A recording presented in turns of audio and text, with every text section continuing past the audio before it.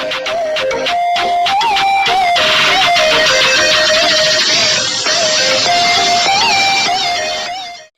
Hello guys, welcome back to be expert. आज हम लोग कंटिन्यू कर रहे हैं एग्रीकल्चर वाला चैप्टर। आज इसका लेक्चर सेकंड है और मोस्ट प्रोबेबली 3 लेक्चर में आपका जो ये चैप्टर है ये पूरी तरीके से कंप्लीट हो जाएगा। ठीक है, लास्ट लेक्चर में हमने कहाँ तक बात करी थी? लास्ट लेक्चर में हमने बात की थी 3 फूड क्रॉप्स तक, जो कि थी हमारी क्या क्या, व्हीट, राइस एंड मेज। आज हम लोग बात करने वाले हैं मिलेट्स के बारे में। मिलेट्स आपको 3 पढ़ने हैं, ठीक है, मोस्ट इंपॉर्टेंट 3 मिलेट्स पढ़ने हैं। सबसे पहले जवार, then bajra and after that ragi. ठीक है, वन बाय वन हम तीनों के तीनों को देखेंगे। ठीक है, जितनी भी इंपॉर्टेंट डिटेल्स आपको इन तीनों के बारे में पता होनी चाहिए। We are going to study that. सबसे पहले हम लोग देख रहे हैं ज्वार के बारे में। देखो, ज्वार जो है वो एक रेन फेड क्रॉप होती है, यानी कि मतलब बारिश से ही काम चल जाता है। ठीक है, एक ऐसे इलाके में उगाई जाती है जहाँ पे बारिश से ही काम चल जाएगा। बहुत कम ही ऐसी सिचुएशंस आती है जब हमें इरिगेशन की जरूरत पड़ती है, यानी कि पानी डालने की जरूरत पड़ती है उसमें। तो पहला पॉइंट क्या होगा? It is a rain fade crop.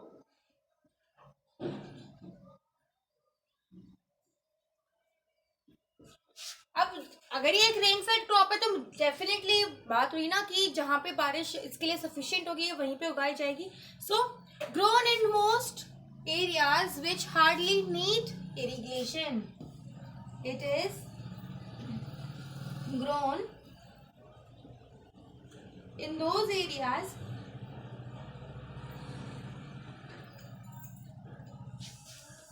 which have moist land and hardly need irrigation.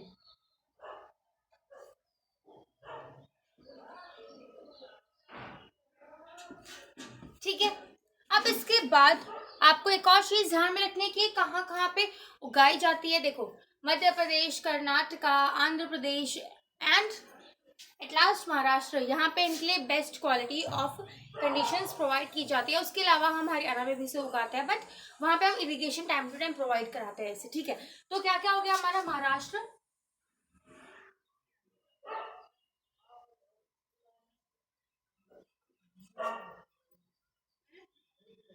Madhya Pradesh,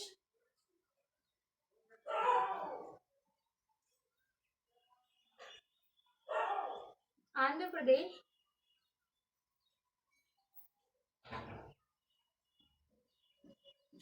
ठीक है। ये 4 नाम तो आपको 101% याद होनी चाहिए। उसके अलावा आप कर्नाटका भी लिख सकते हो।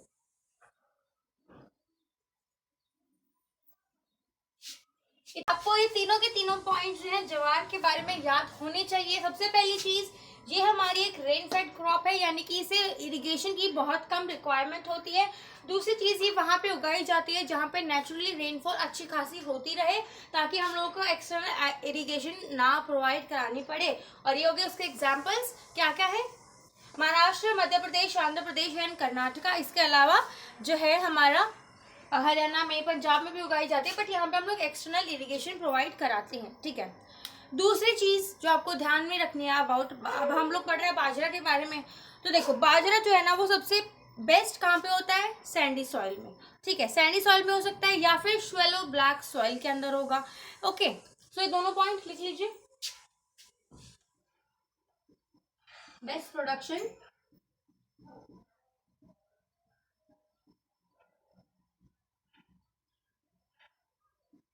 Need Sandy soil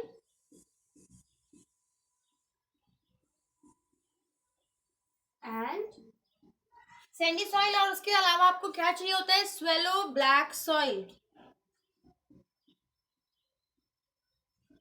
swallow black soil.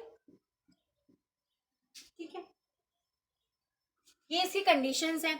अब दूसरी चीज है, कहाँ कहाँ पे मोस्टली उगाया जाता है। देखो, इसको ना बहुत ज्यादा गर्मी रिक्वायर्ड होती है। ठीक है, मतलब काफी ज्यादा सैंडी सॉइल, यानी कि जो बालू रेत वाला होता है ना टेक्सचर, इसका बहुत ही ज्यादा मोटा मोटा सा टेक्सचर होता है, वो चाहिए होता है इसे।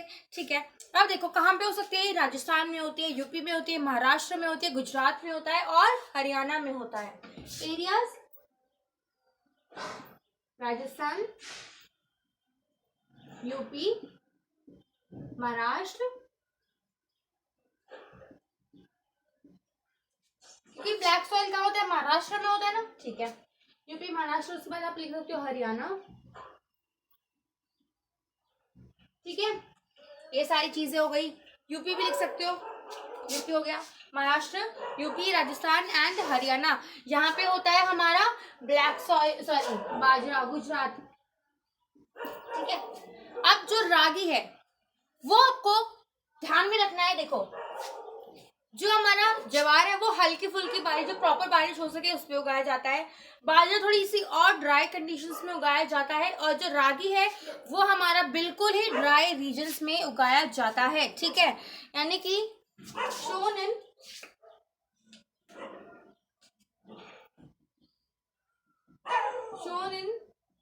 Dry regions.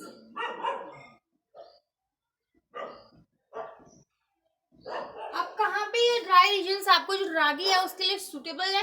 कर्नाटक, जो हमारे रीजन की रिक्वायरमेंट है ना रागी के लिए, वो बेस्ट होती है हमारे कर्नाटका में और दूसरा तमिलनाडु में।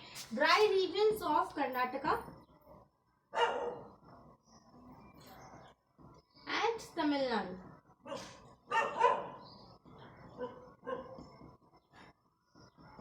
ठीक है।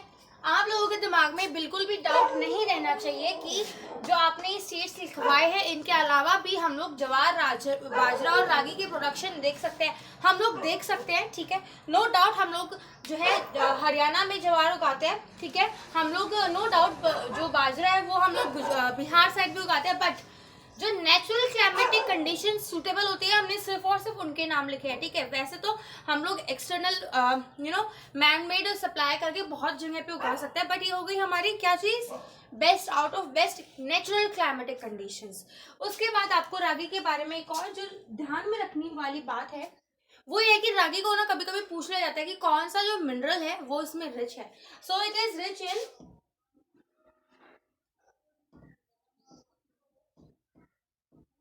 टू मिनरल्स,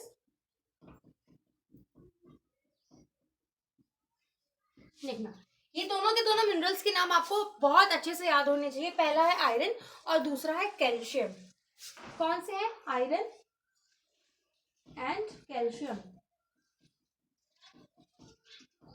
ठीक है। सो ज्वार, बाजरा और रागी के बारे में आपको ये स्पेसिफिक पॉइंट्स जो हैं याद रखने हैं, ठीक है। फटाफट से एक बार नोट कर लीजिए।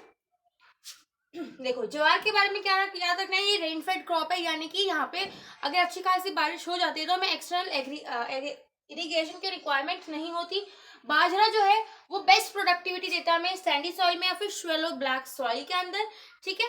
उसके बाद रागी का है, रागी बिल्कुल ही ड्राई कंडीशंस में उगाया जाता है, जैसे कि कर्नाटका और तमिलनाडु की ड्राई सिचुएशंस में, ठीक है। और ये क्या है, रिच होता है दो मिनरल्स में, आयरन में और कैल्शियम में, ठीक है। फटाफट से नोट कर लीजिए। अब हम लोग बात करने वाले हैं पल्सेस की। Now we are studying about pulses, ठीक है। पल्सेस के बारे में आपको एक बहुत इंपॉर्टेंट फैक्ट पता होना चाहिए अगर क्वेश्चन पेपर में आए। Which of the following crop is produce which of the following crop is produced in India in largest amount as well as consumed in India in largest amount? तो क्या होगा वो, pulses होगा। So very first and important point what you have to keep in mind about pulses is India is the largest producer of pulses, along with it is the largest consumer of pulses.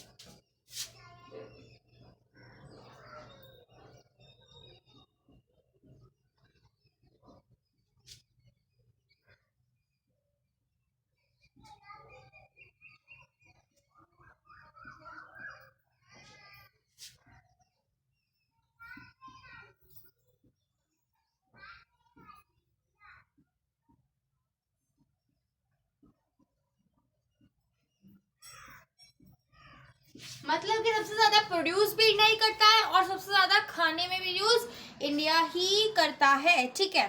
देखो, आप कुछ climatic condition देख लेते हैं या फिर कुछ ऐसी कंडीशन जो कि इसके सुटेबल होती है ग्रोथ के लिए। It need very less moisture and it even survives in dry conditions.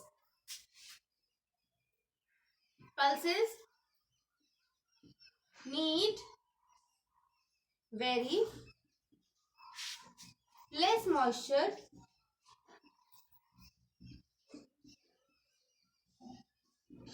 in soil and it can even survive in dry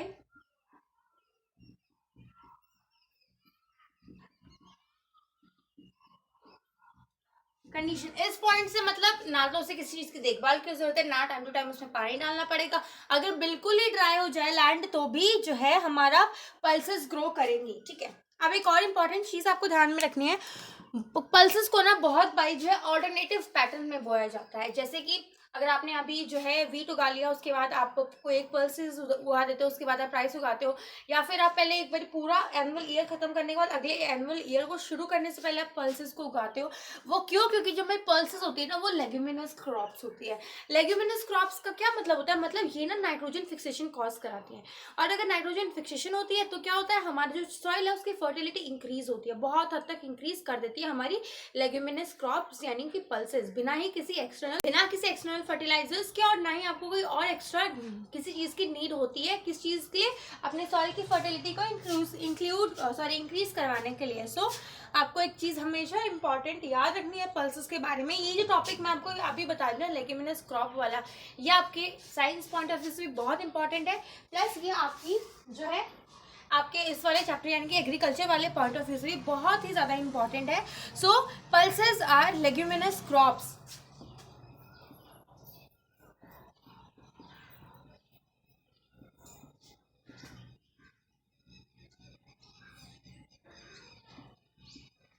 Pulses are leguminous crops, इसका मतलब it is going to fulfill the nutritional amount of the soil, यानी कि it helps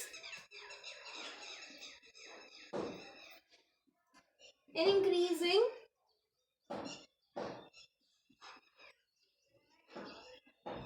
the soil fertility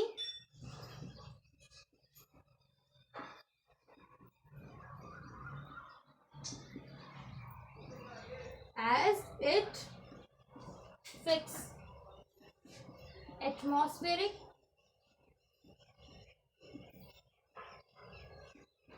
nitrogen.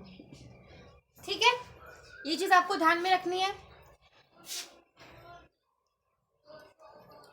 Okay, अब देखो जब हम लोग ये वाली क्रॉप की प्रोडक्शन कराते हैं यानी कि पल्सेस की प्रोडक्शन करवाएंगे, सबसे पहली चीज तो वो हमें एक अच्छा खासा फूड देगी खाने के लिए, जो कि बहुत ही ज्यादा रिच होता है प्रोटीन्स में, फाइबर्स में। ठीक है, उसके अलावा ये हमारे सॉइल को हैंड बाय हैंड फर्टाइल भी बनाएगी। क्यों? क्योंकि जो हमारी लेग्यूमिनस क्रॉप्स होती है ना, उसकी जो रूट होती है, suppose this is the crop, और ये इसकी जो रूट है ना, इसमें छोटे छोटे नोड्स बनते हैं, राइजोइड्स होते हैं वो।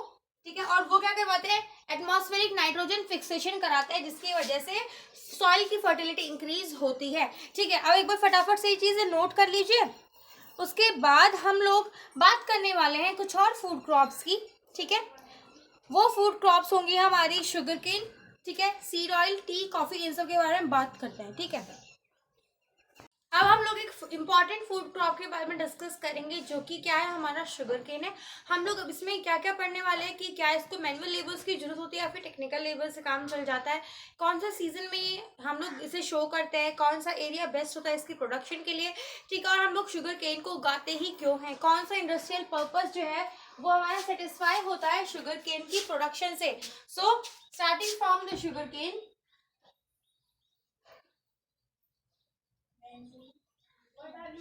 सबसे पहले आपको शुगर केन के बारे में पता होना चाहिए कि ये कौन से एरिया में इसकी बेस्ट प्रोडक्शन जो है पॉसिबल है। सबसे पहले हम लोग बात करेंगे एरिया की।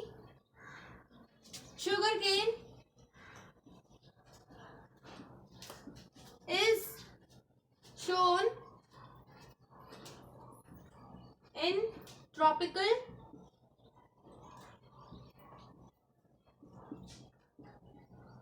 and subtropical areas।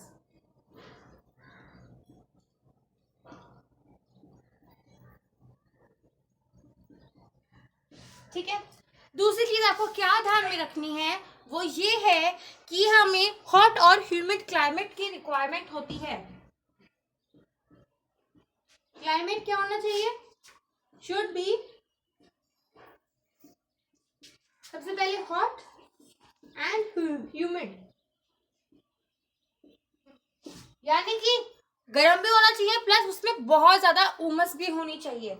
उसके बाद नेक्स्ट चीज इज टेम्परेचर। देखो टेम्परेचर और क्लाइमेट जो है ना वो हमारी क्रॉप के लिए बहुत ज्यादा इंपॉर्टेंट है। अगर आप लोग इस चीज को समझ लोगे तो आपको ये बात हमेशा ध्यान में रखने की एक पर्टिकुलर टेम्परेचर पे ही जो हमारी क्रॉप है हम उसे उगा सकते हैं। ठीक है, अगर हम लोग शुगर केन को 21 to 27 डिग्री सेल्सियस पे उगाते हैं, इसका मतलब अगर आप इसे आप बिल्कुल कड़कती गर्मी में यानी कि जब लू चलते है उस टाइम उगाओगे तो ये खराब हो जाएगा। ठीक है, it is not going to grow. तो टेम्परेचर क्या है हमारा? 21 to 27 डिग्री सेल्सियस। ठीक है, उसके बाद रेनफॉल बहुत इंपॉर्टेंट रोल प्ले करने वाला है हमारे शुगर केन की लाइफ में। रेनफॉल कितनी होनी चाहिए? 75 to 100 centimetre.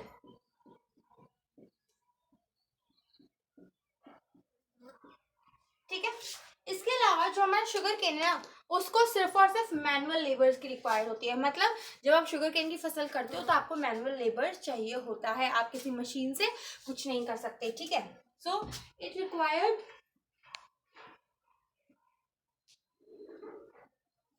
Manual labour.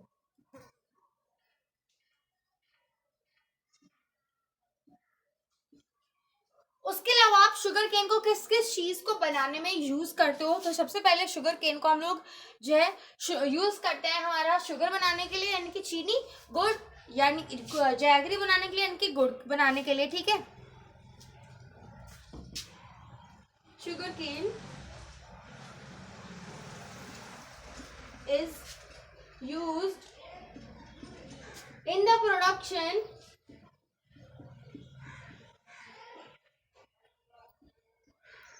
of what? Jaggery क्या होता है हमारा? गुड़।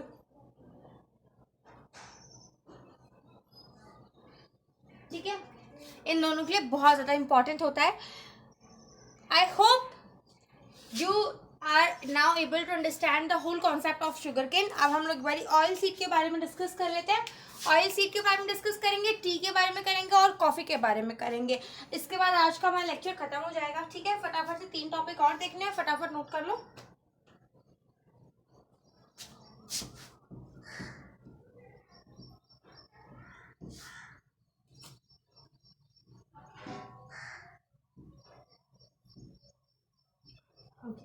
Now we are going to talk about oil seeds.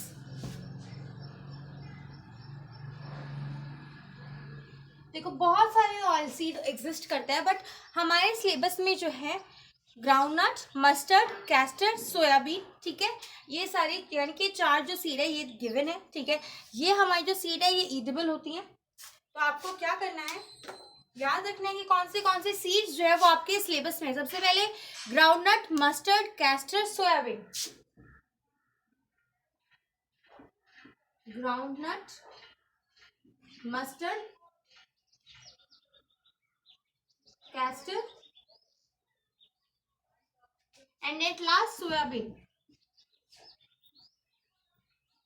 देखो ग्राउंडनट ऑयल होता है, मस्टर्ड ऑयल होता है खाना बनाने के लिए वो हम यूज करते हैं, कैस्टर ऑयल होता है वो आपके हेयर ग्रोथ के लिए बहुत ज्यादा इंपॉर्टेंट होता है, सोयाबीन ऑयल जो होता है उससे भी जो है आपकी मम्मा बहुत बारी क्या करती है वेजिटेबल्स बनाने के काम आता है। देखो अब जो कैस्टर ऑयल है ना इसके बारे में आपको ध्यान में रखना है। जो कैस्टर ऑयल है ये दोनों यानी कि rabi as well as kharif season में ग्रो किया जाता है। ठीक है, ये दोनों ही सीजन्स में ग्रो किया जा सकता है। उसके बाद एक लास्ट जो ऑयल है आप उसके बारे में पढ़ सकते हो, that is lean oil, lean said.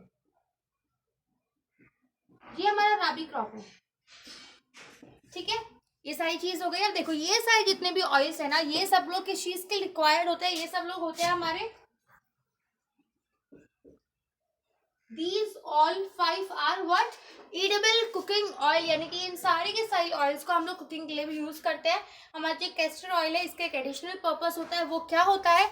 It is also a hair booster, यानी कि आपके हेयर ग्रोथ को इंक्रीज करने में बहुत ज़्यादा इंपॉर्टेंट रोल प्ले करता है. So these all are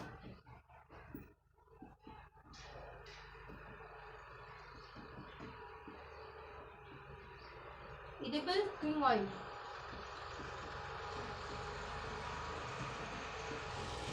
okay, I hope ये समझ में आ गई होगी. एक बार फटाफट से लिख लीजिए.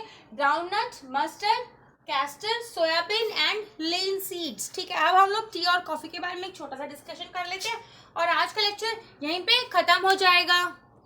देखो, टी के बारे में आपको क्या क्या इंपॉर्टेंट चीज पता होनी चाहिए. पहले वो किस एरिया में शो की जाती है और उसकी क्लाइमेटिक कंडीशन.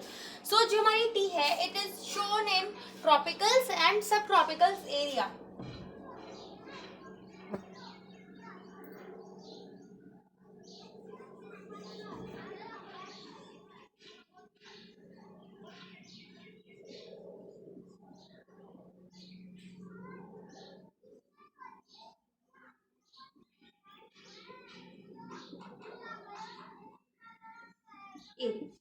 उसके अलावा it required warm and moist roast free climate. Climate कैसा होना चाहिए? वार्म होना चाहिए, मॉइस्ट, रोस्ट फ्री. और कॉफी में आपको ध्यान में रखना है एक इम्पॉर्टेंट नाम, जो कि है हमारा वाइट. सो यही आपको एनसीईआरटी में सिर्फ इतना ही दिया गया आपकी कॉफी के बारे में. देखो, फेमस वर्ल्ड वाइड.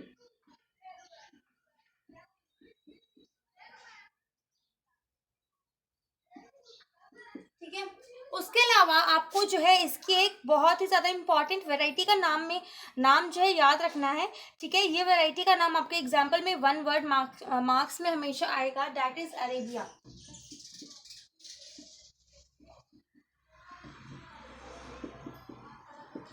ठीक है, सो ये हो गया हमारा कॉफी के बारे में. अब इतना ही पढ़ना था आपको टी और कॉफी के बारे में. आई होप आपको सब कुछ समझ में आ गया होगा. So it's all from my side. I hope you enjoy this lectures and if you do so please hit the like button. Do not forget to subscribe to be expert. अगर कोई भी डाउट हो, ठीक है, तो please comment section में जरूर पूछ लीजिएगा. मैं बैठी आपके हर एक डाउट का सोल्यूशन लेके. उसके बाद अब हम मिलते हैं अपने नेक्स्ट लेक्चर में. तब तक के लिए stay positive, keep studying hard, keep your self fit and healthy, and do not trouble your parents. Thank you.